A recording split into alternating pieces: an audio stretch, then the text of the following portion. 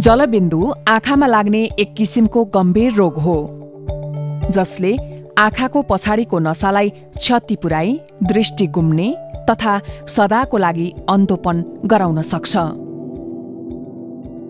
जलबिन्दु हुँदा आँखाको प्रेसर प्राय बढ्ने, दृष्टि परिधि साँघुरिँदै जाने, बत्तीमा हेर्दा इन्द्रेणी परेजस्तो देखिने, आँखाको गेडा धेरै दुख्ने, आँखा रातो हुने, दृष्टि धमिलो हुने, टाउको दुख्ने तथा वाकवाकी लाग्ने जस्ता लक्षणहरू देखिने गर्छ।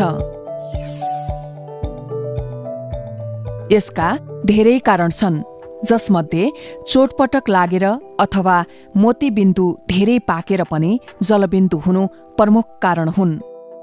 यो रोग वंशानुगत पनि हुन सक्छ। जलबिन्दुका कारण दृष्टि गुमाएपछि गुमेको दृष्टि फर्काउन गाह्रो हुन्छ।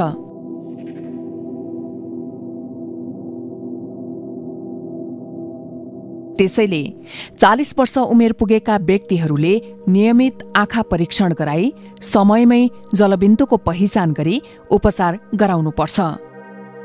यदि परिवारमा कोही जलबिन्दुका कारण आँखा नदेख्ने छन् भने अन्य सदस्यहरूले समयमै वा लक्षण देखा परेमा तुरुन्तै आँखा जाँच गराउनु पर्दछ।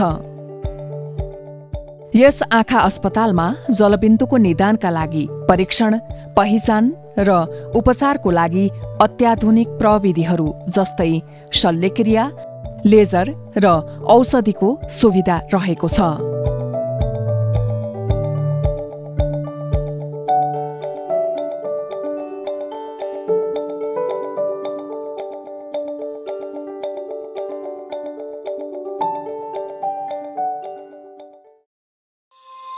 थप जानकारी तथा सेवाको लागि सम्पर्क गर्नुहोस्।